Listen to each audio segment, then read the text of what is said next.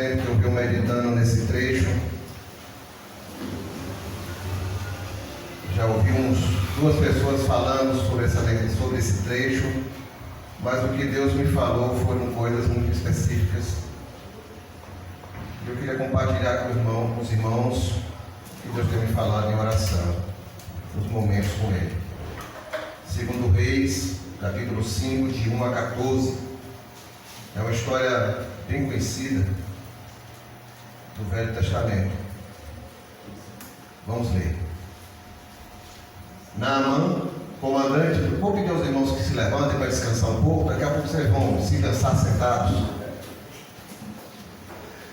Vamos lá. Naamã, comandante do exército do rei de Arã, na verdade é Síria, era um homem importante para o seu senhor e bastante respeitado, pois por meio dele o Senhor dera vitória a Arã, Síria. Mas esse guerreiro valente sofria de lepra. Ora, tropas da Síria haviam atacado Israel e levado cativa uma menina que passou a servir a mulher de Naamã.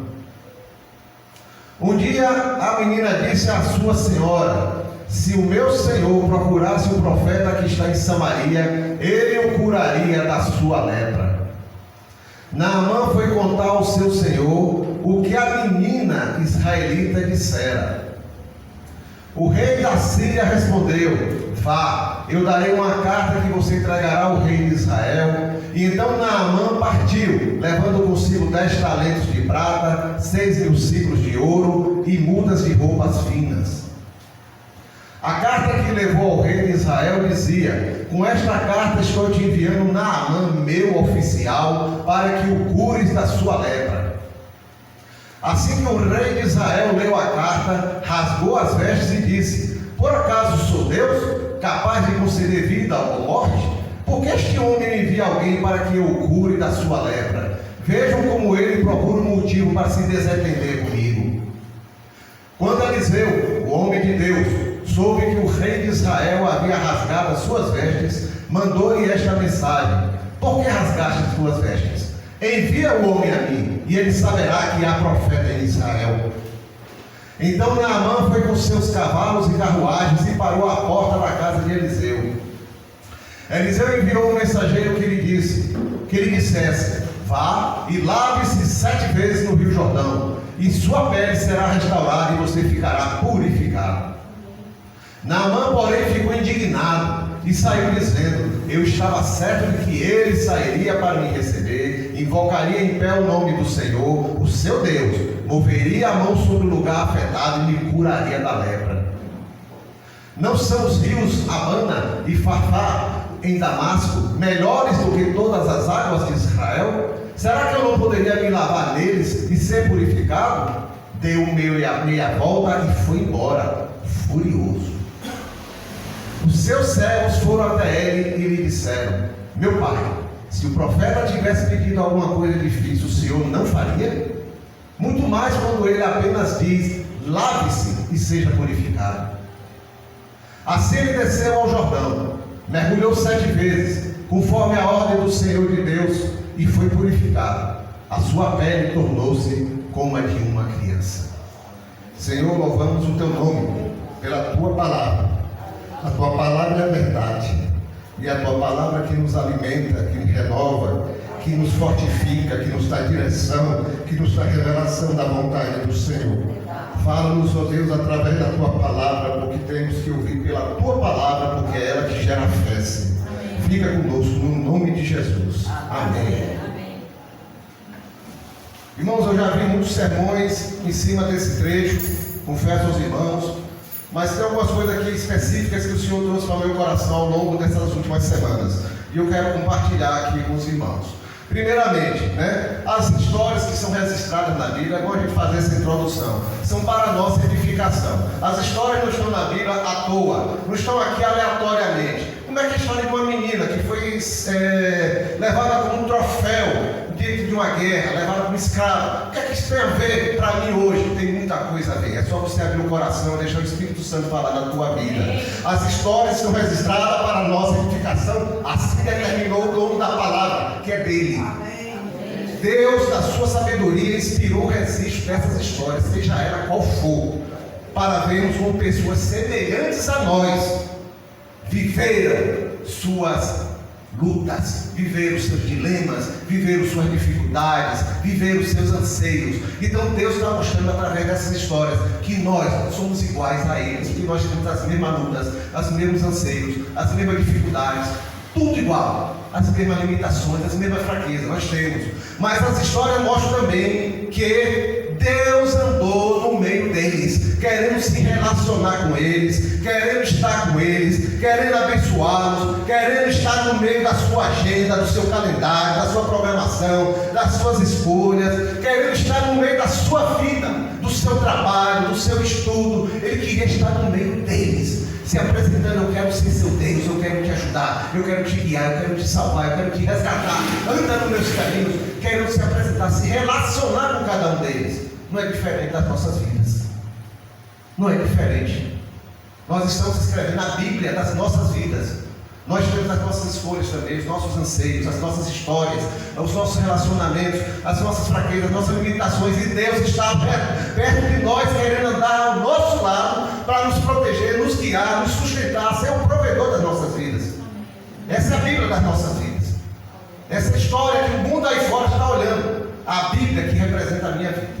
É isso que existe. Então a Bíblia não está ali à toa, nenhuma história está aqui à toa, e a sua história não está à toa também.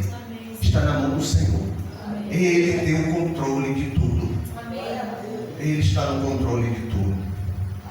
Então nós vamos ver aqui um relato sobre Naamã. Quem é Naamã? Ele é um homem da Síria. A Síria é um país que fica ao norte de Israel, ao norte. Aqui nesse momento a Síria está bem solidificada e vive disputando com Israel a fronteira. Como é fronteira lá no norte, então havia constantes conflitos entre Síria e Israel. De vez em quando a Síria invadia Israel e fazia um estrago, levava bens, levava coisas da agricultura e tal, levava escravos, aquelas aldeias, aquelas vilas que estavam mais próximas da fronteira. De vez em quando Israel entrava, devolvia, depois expulsava eles, entrava na Síria e fazia algo parecido. Então ficava esse constante entre eles dois. Até hoje existe isso. Israel e Síria. Até hoje é isso aí. O norte de Israel, a fronteira com a Síria.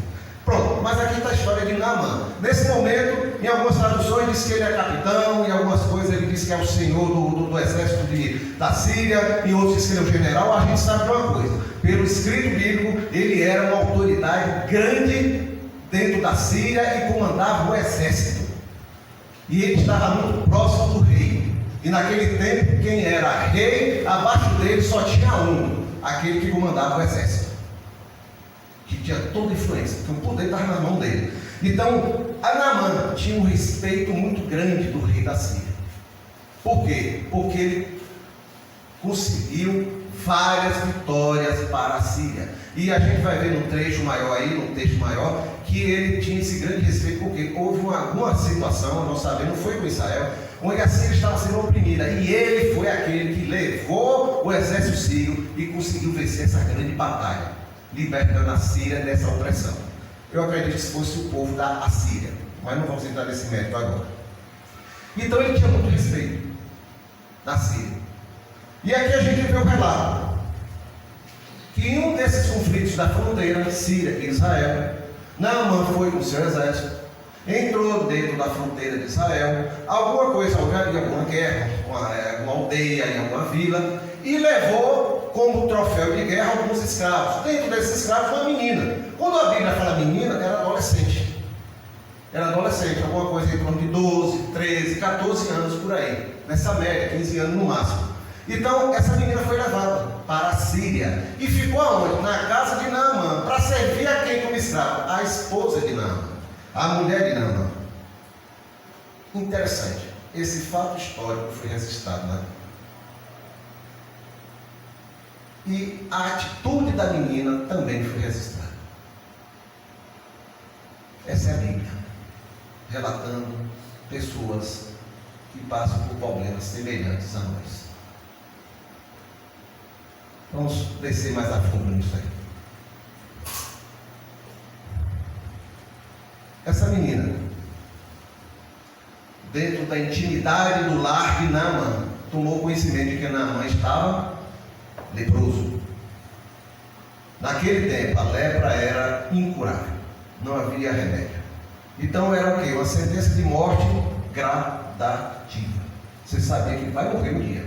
Você vai definhando, sua pele vai estragando, seu corpo vai estragando, um dia você vai morrer. Então Naamã era leproso, ele tinha esse problema consigo. E ela tomou conhecimento. No entanto, mesmo escrava, mesmo longe da sua casa, mesmo longe dos seus pais, em outra nação, sem nenhuma perspectiva de vida, ela testemunhou do Senhor. Em Israel tem um homem de Deus que curaria meu Senhor. Se meu Senhor fosse a Israel, na linguagem bíblica, ele seria curado da lepra, porque lá há um homem de Deus. Eu quero responder aqui, juntamente com vocês, na direção do Espírito Santo, 3 perguntas, baseadas nesse texto.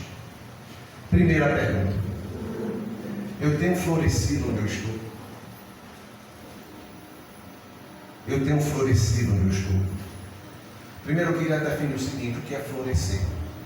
Florescer onde está significa crescer aonde eu estou. O que é crescer? Eu não estou apenas parado, igual um cone de trânsito, um poste. Não, eu estou em um lugar onde as minhas raízes descem e extrai vida, recebe vida, e eu mostro vida. Isso é florescer. Isso é florescer. É eu expressar vida a partir de mim. Tem que florescer com vida. Não é só estar parado no lugar. Não, é ter vida. Florescer é gerar vida. Eu gero vida. Eu mostro que está fluindo vida de dentro de mim. Vida dos meus atos, vida das minhas atitudes.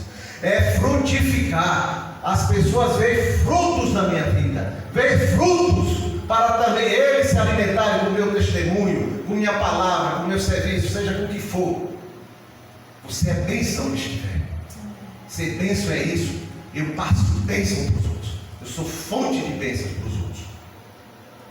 Florescer é brilhar independente das circunstâncias. Brilhar independente das circunstâncias. Isso é florescer. É não deixar que fatores ou pessoas impeçam que eu viva o que Deus me deu. Foi Deus que me deu coisas preciosas para a minha vida. As circunstâncias me apertam ao meu redor. As coisas estão me sufocando. Há problemas demais na minha vida, mas eu não vou deixar que sufoque o que Deus me deu. Porque o que Deus me deu é eterno e é insubstituível. Florescer é romper com as barreiras do medo. As barreiras do medo que me limitam. O medo faz a gente se encolher. O medo faz a gente se esconder. O medo faz a gente fugir. Então florescer me faz enfrentar.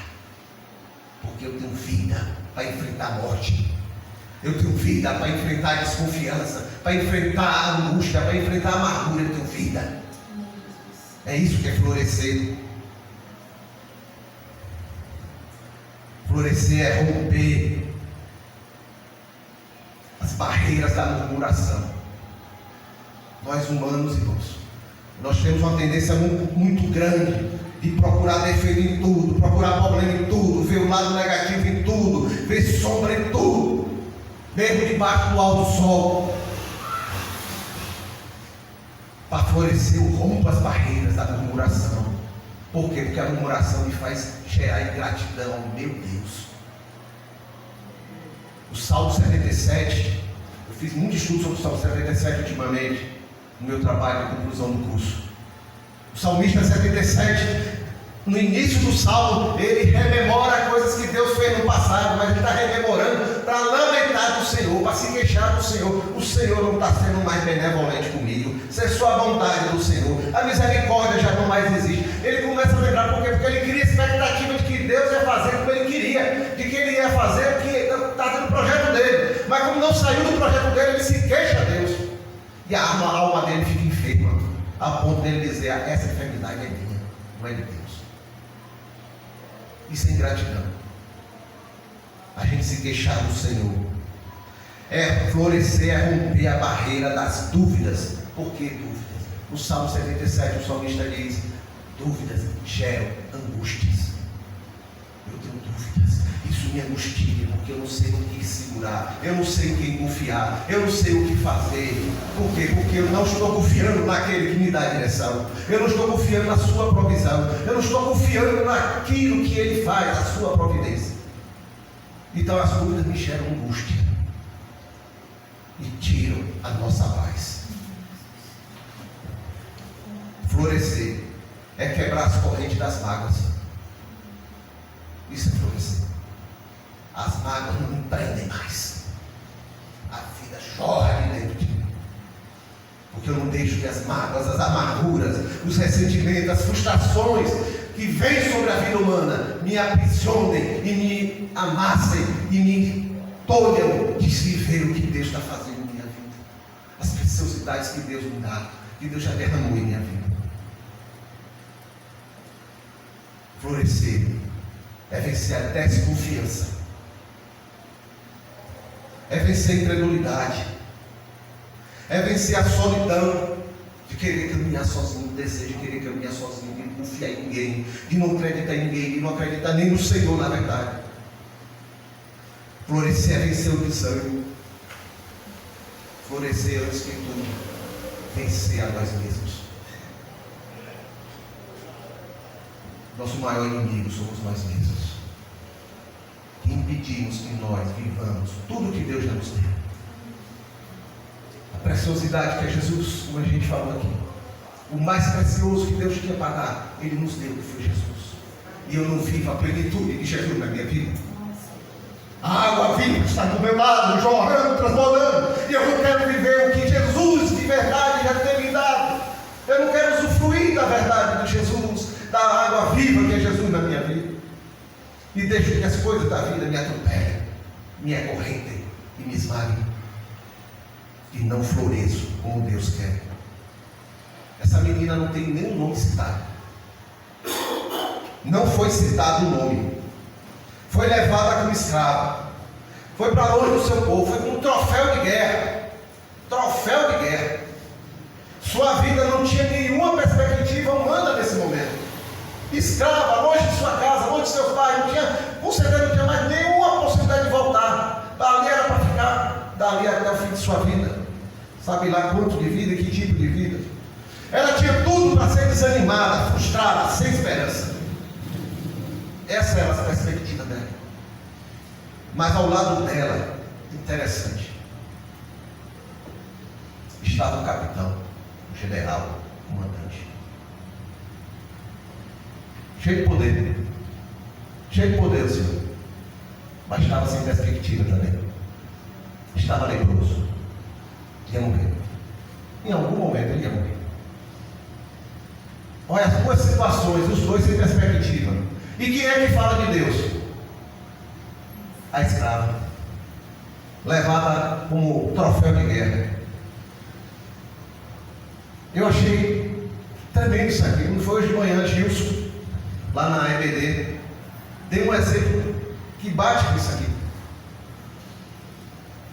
Lá atrás, Gilson visitou um grupo, várias visitas na cadeia pública, quando já estava lá no complexo. E vários fins de semana ele foi lá visitar, acompanhando o pessoal da Teosópolis. Ele ainda não era da Teosópolis. E ele disse uma coisa que chamou a atenção dele, porque depois de muito tempo visitando, foi tomando conhecimento de algumas pessoas que moravam ali dentro, estavam presas ali dentro. E ele descobriu alguns que aceitaram o Evangelho, que estavam caminhando no Evangelho, e estavam ali dentro, mas já estavam edificando vida, oravam, compartilhavam, e tinha um que se destacava. E um dia ele foi visitar essa pessoa, foi lá visitar e conversou com essa pessoa, E aí, meu irmão, está tudo bem? Não, não está bem não. Poxa, o que é que foi? Está perto de eu sair. Poxa, mas quem está preso há tantos anos vai sair, o que é que você está assim? Meu irmão, depois que a gente conhece a Deus, a gente entende melhor o que é a nossa vida. Quem vai orar com esse pessoal aqui dentro? Todas as noites eu passo de cela em cela, orando um por um. Sou eu que sou o conselheiro desse pessoal. São eles que me buscam para eu orar junto com eles. Quem vai orar com eles? Quem vai tomar conta deles? Floresceu dentro da prisão. Floresceu onde era improvável. Então, ao lado da menina, estava um capitão também sem perspectiva. Mas essa menina conhecia Deus. E conhecer a Deus dava a ela uma perspectiva eterna. Enquanto aquele homem não tinha perspectiva humana, terrena, ela tinha uma perspectiva eterna. Meu Deus é poderoso. Meu Deus controla tudo. Meu Deus pode mudar situações mais difíceis e complicadas. Ela sabia a história do povo de Israel. Por isso, naturalmente, ela testemunhou de Deus para aquele general. É uma verdade que temos que falar. Florescer não depende do lugar aonde eu estou.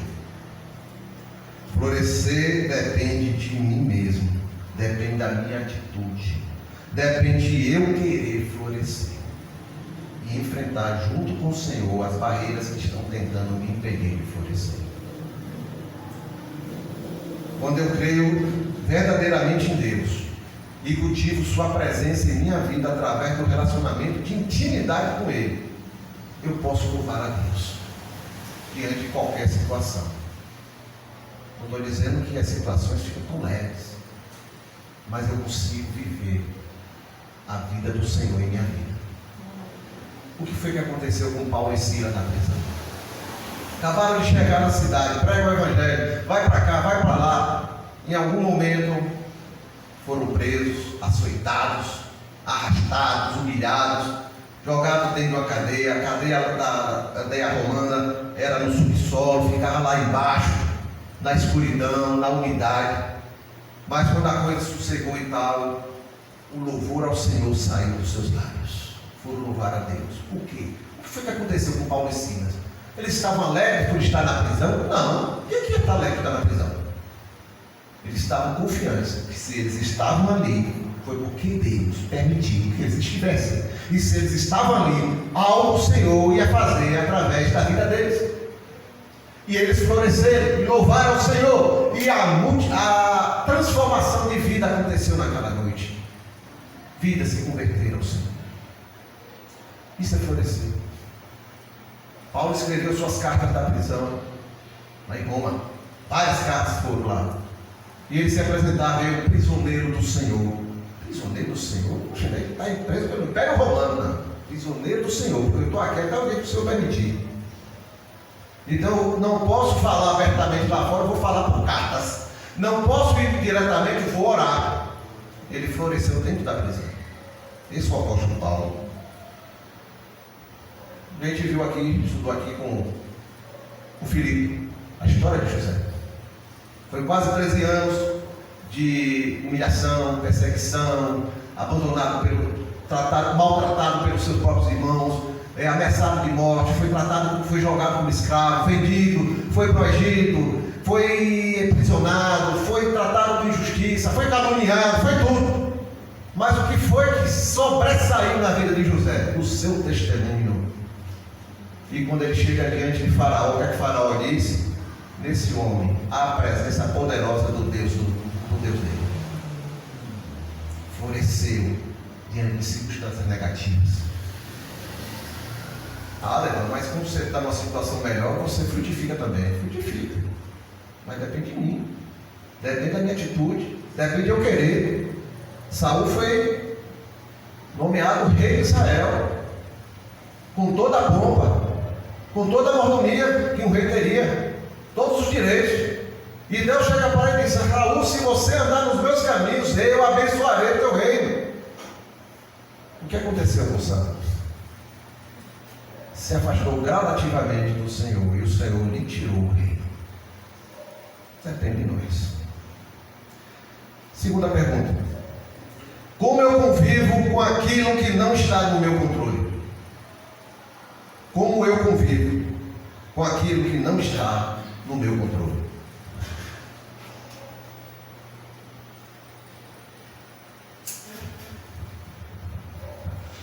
Irmãos, como viver a vida em um mundo imprevisível? Como viver bem e ao mesmo tempo aceitar as coisas que estão fora do nosso controle? Será que é possível, irmã Lena, a gente não ser afetado por coisas que a gente não tem controle? É possível.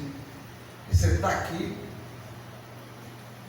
imune a todo tipo de acidente, todo tipo de doença, todo tipo de situação negativa.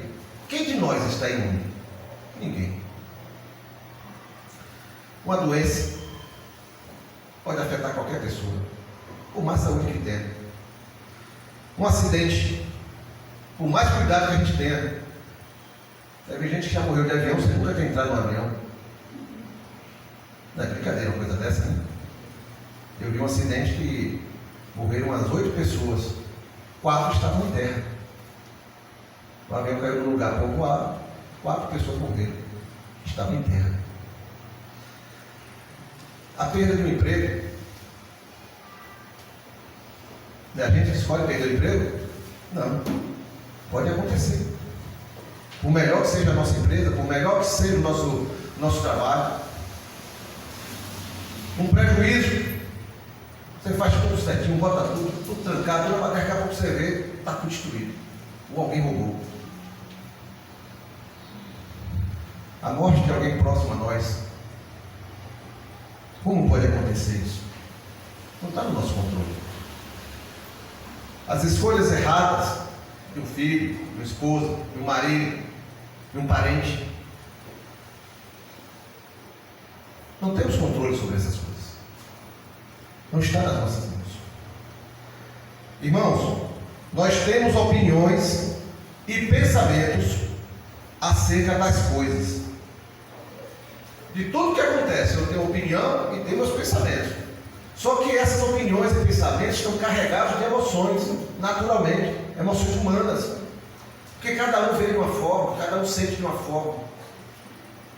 E essas emoções muitas vezes se tornam negativas e afetam nossas almas. Por quê? Porque em muitas situações eu vou ver com tristeza, eu vou ver com abatimento, eu vou ver com falta de esperança, eu vou ver com desânimo, com amargura. E isso vai afetar a minha vida.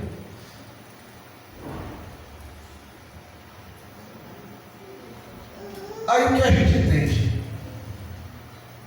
Que a maior parte do nosso sofrimento não é pelo que aconteceu, pelo fato que gera sofrimento, mas muitas coisas é porque as nossas emoções vão ficar circulando na nossa mente, na nossa alma. Os nossos pensamentos vão ficar batendo e rebatendo com fogo cruzado, e a gente começa a sofrer de tanto pensar e se amargurar, de se entristecer, de lamentar, de não ter esperança. E aí sofremos mais ainda do que deveríamos. Devemos entender as coisas que ocorrem na vida. E o que é entender as coisas que ocorrem na vida?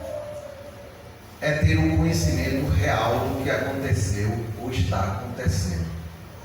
Ou seja, ter uma visão racional, para que minhas emoções não influenciem tão negativamente meu comportamento e meu relacionamento com Deus. Eu me abato tanto que eu já não reajo e já não consigo reagir com Deus. Muitos disso pode acontecer na nossa vida. Devemos também aceitar as coisas. E o que é aceitar? Não estou falando conformar-se. É enxergar a situação dentro da visão correta. Eu tenho ou não tenho controle sobre a situação. Essa decisão dentro de mim definirá como a situação será tratada entre eu e Deus. Isso vai interferir em como eu vou tratar junto com Deus. Precisamos separar o que está no nosso controle daquilo que não está. Meus pensamentos e meu comportamento estão no meu controle. O que eu vou fazer, como eu vou reagir e no que eu vou pensar está no meu controle. Mas não ter problema de saúde está no meu controle, está no meu esforço. Vou me cuidar, me alimentar bem. Mas se tiver que ter um problema de saúde, não está no meu controle. Se eu perder o emprego no ano que vem, não está no meu controle. Quando colocamos um peso emocional muito grande em cima das coisas que não temos controle, sofreremos muito mais. Sofreremos pelo que sentimos, sofreremos pelos fatos reais e fatos que não podemos mudar. Nossos pensamentos causarão muito sofrimento para nós. Muitos deles serão por motivos que talvez nem aconteceram ainda. E que talvez nem aconteçam, mas eu já sofri.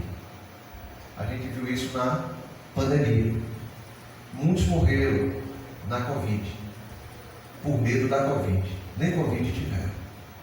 Muitos morreram pela Covid, mas é porque quando a Covid chegou, você já estava tão enfraquecido, com angústia de ter Covid, com medo de ter Covid, que você já estava com as suas defesas todas no chão. E a Covid encontrou facilidade. O que era para ser uma gripe forte, alguma coisa para algumas pessoas, virou uma coisa fulminante.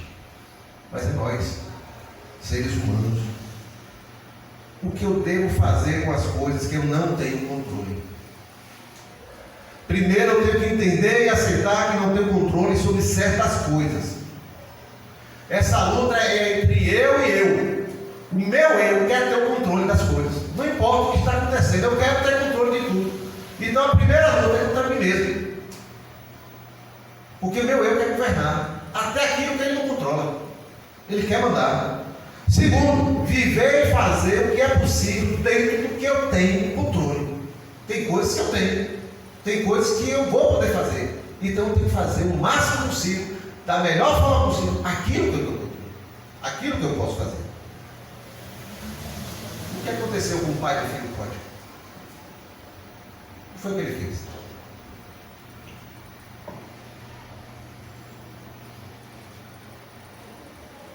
Ele correu atrás do filho.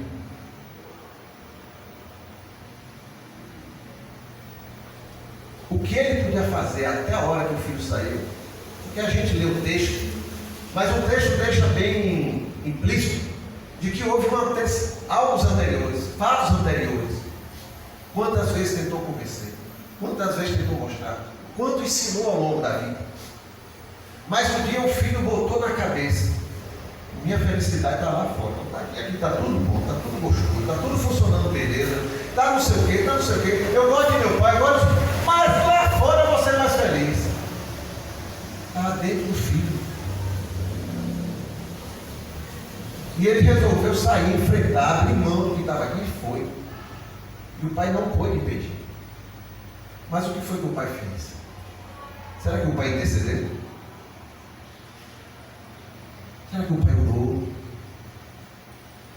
Será que o pai ficou acessível na medida que poderia se tornar?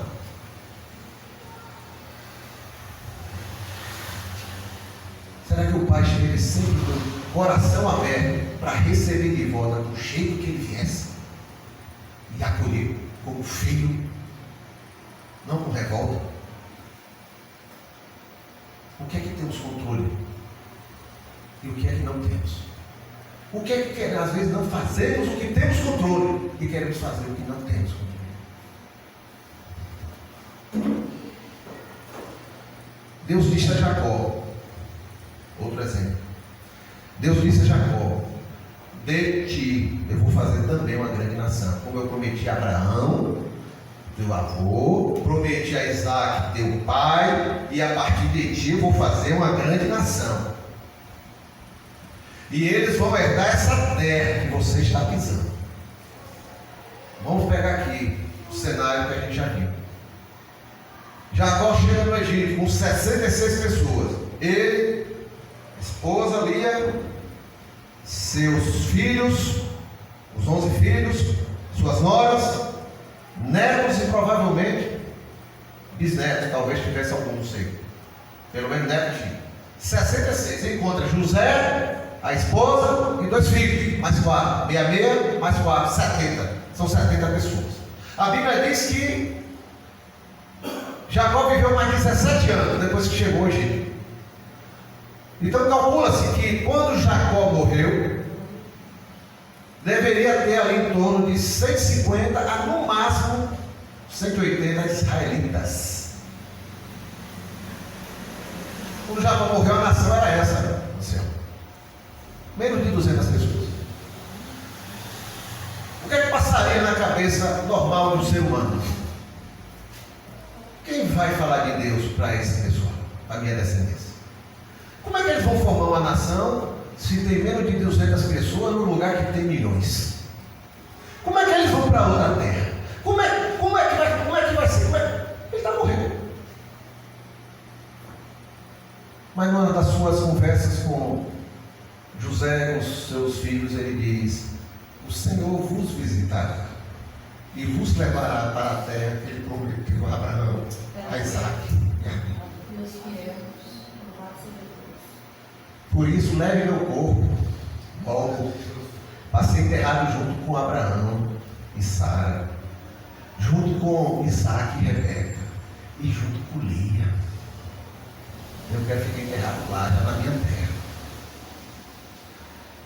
Como é que Deus faz? Eu não sei. Eu sei que 400 anos depois, o povo israelita, já são mais de 1 milhão, e clamam ao Deus de Abraão, Isaac e de Jacó para que os liberte da escravidão no Egito. E Deus levanta Moisés, e Moisés vai e diz: eu vim em nome do Deus de Abraão, Isaac e de Jacó libertar vocês. E encontra um pessoal 400 anos depois com a memória do que o Senhor prometeu. Como é que Deus faz isso? Jacó não tinha condição de fazer nada, mas as promessas do Senhor se cumpriram. Amém? Amém. Glória a Deus.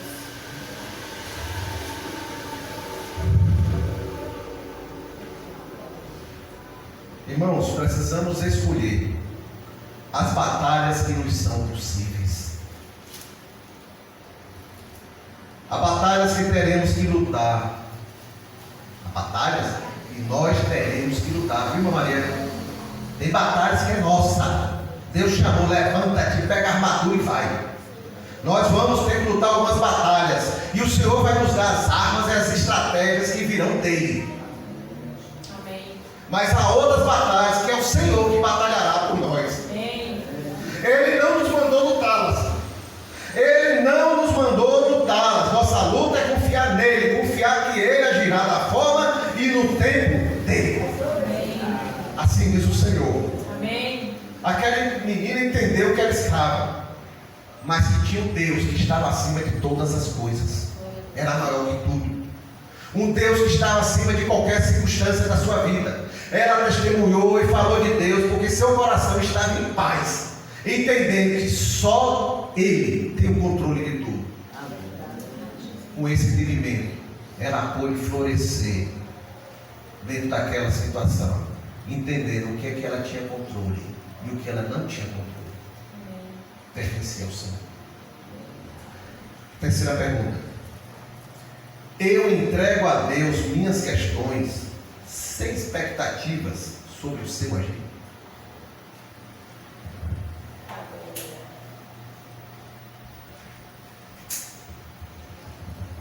Naamã seguiu o conselho da menina. A gente viu aí no texto. E foi cheio de esperança em busca do profeta Eliseu.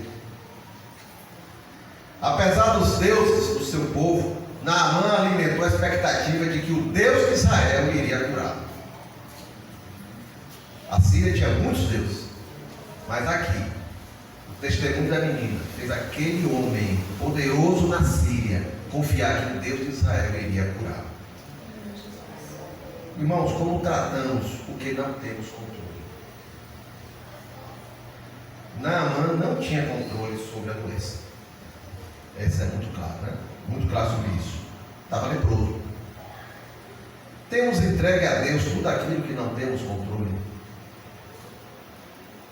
Temos lutado apenas as batalhas que Deus nos confiou, ou nos envolvemos nas que são dele? Na história de Naamã, vemos que ele confiou em Deus. Ele confiou que Deus o curaria. Mas aqui houve uma questão. Ele criou dentro dele expectativas de como Deus faria a sua cura. Aqui criou-se um problema. Aí a gente viu no texto que Naamã ficou aborrecido, indignado, porque ele queria chegar com a caravana dele na frente da casa de Eliseu. Ele ia chegar, Eliseu sairia, viria à porta, o saudaria, oraria a Deus e depois tocaria nele, ele seria curado, sairia de todas as pompas, deixaria os presentes para Eliseu. Aconteceu tudo ao contrário.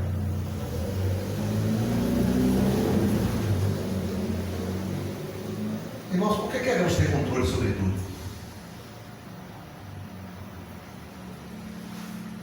Inclusive quando a gente diz que entregou a Deus.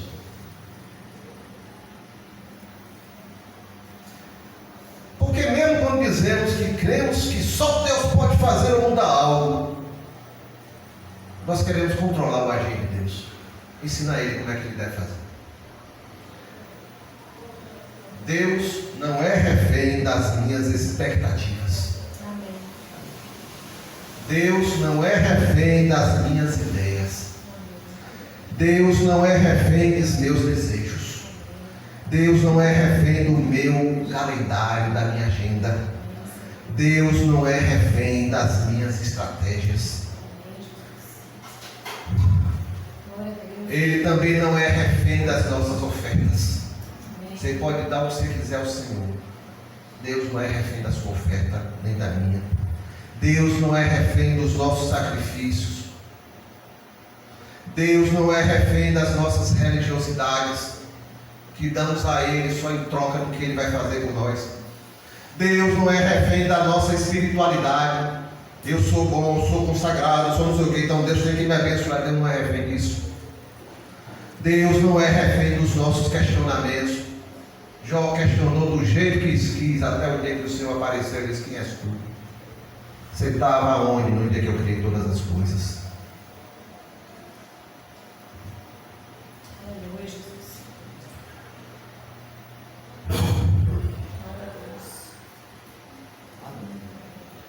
Deus não abre mão da sua soberania para ninguém. Há pessoas que oram, jejuam, têm rotinas e práticas, repetem expressões que manifestam uma profunda espiritualidade. Mas há uma característica comum entre muitas pessoas assim, que entrega a Deus, mas quer ter o controle do agir de Deus. O tempo vai passando e a resposta da forma como queriam não acontece. Começam a questionar Deus e a deixar de acreditar que Deus intervirá na sua situação. Em muitas situações das nossas vidas, irmãos, Deus nos conduzirá por caminho que não planejamos. Em muitas batalhas das nossas vidas, Deus vai nos conduzir por caminhos que não planejamos. Ele quiser por aqui, mas se eu aqui é melhor, aqui é que eu vou agir. Amém. E nós temos que obedecer. Amém. Em muitas situações, Deus vai levantar soluções que não contávamos, Amém. não esperávamos, mas é ali que o Senhor vai dar a solução. Amém, Jesus. Há muitas situações, irmãos, que nós vamos receber ajudas que não esperávamos, de quem não esperávamos, mas Deus tem o controle de tudo. Amém, Senhor. Muitas vezes vamos receber ajudas em situações de pessoas que nós não escolheríamos andar junto, não escolheríamos receber um conselho, não escolheríamos que viesse na minha casa para orar por mim, não escolheríamos para caminhar. E Deus está dizendo, através dessa comunhão, desse relacionamento, eu vou te abençoar. Amém, Jesus. Glória a Deus. Porque eu não me submeto ao Senhor.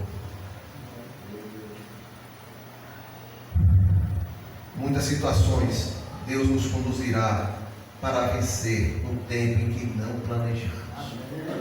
É no tempo dele, nem mais cedo, nem mais tarde, é no dele.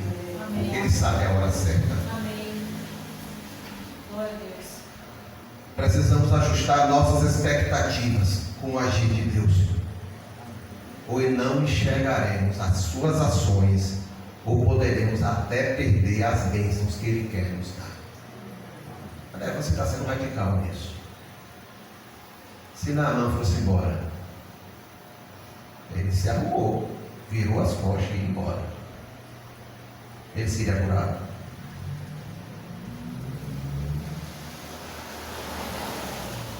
No livro de Josué, nós estamos, já passou do meio de Êxodo, né?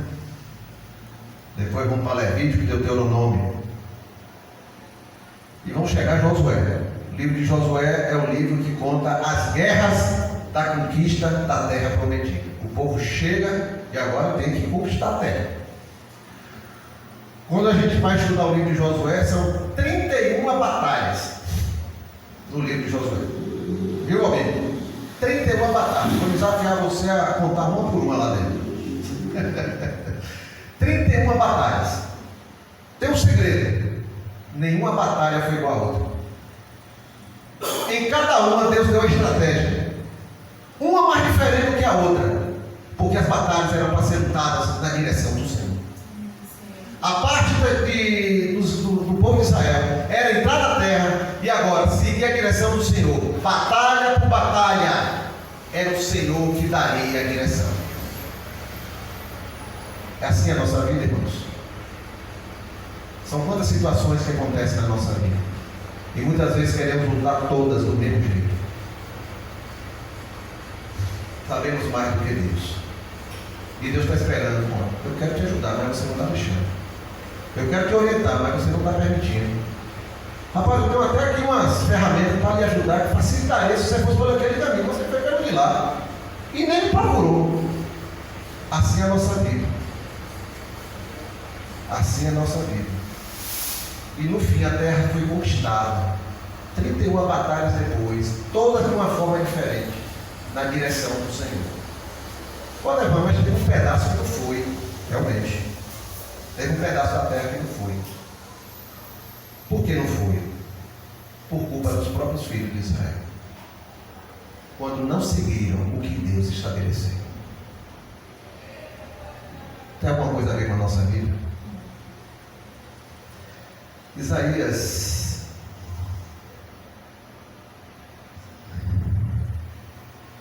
64, verso 4, nos diz o seguinte. Isaías 64, 4. Desde os tempos antigos, ninguém ouviu, nenhum ouvido percebeu, e olho nenhum viu outro Deus além de ti, que trabalha para aqueles que nele esperam. Vamos repetir juntos? Desde os tempos antigos, ninguém ouviu, nenhum ouvido percebeu, e olho nenhum viu outro Deus além de ti, que trabalha para aqueles que nele esperam. Amém. O profeta descreve aqui a grandeza e o poder de Deus ao longo da história, desde a antiguidade.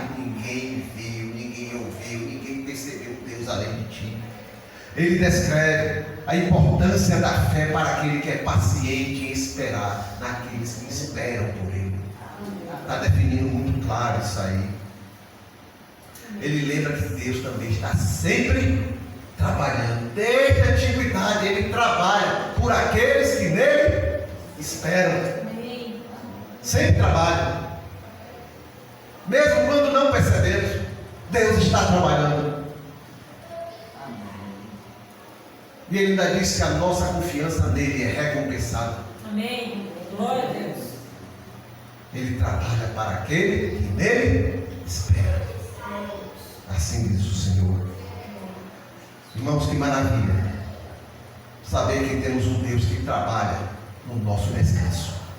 Aleluia. Em nosso favor, sempre reservando o melhor para nós, oferecendo aquilo que é bom e perfeito e agradável. Irmãos, com os seus filhos, nós podemos experimentar a atuação dele em nossa vida. Mas precisamos aprender a esperar, confiando no seu braço forte e não na nossa autossuficiência, que é natural do ser humano longe de Deus. É claro que temos nossa participação nas batalhas.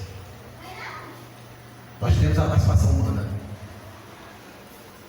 Mas, mesmo na participação humana, temos que agir inspirados pelo Espírito Santo de Deus, para fazer a nossa parte da forma como Deus quer que nós façamos.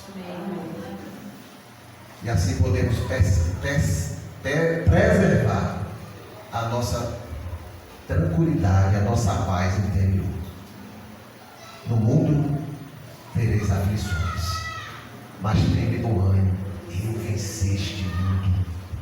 Ele venceu essa batalha.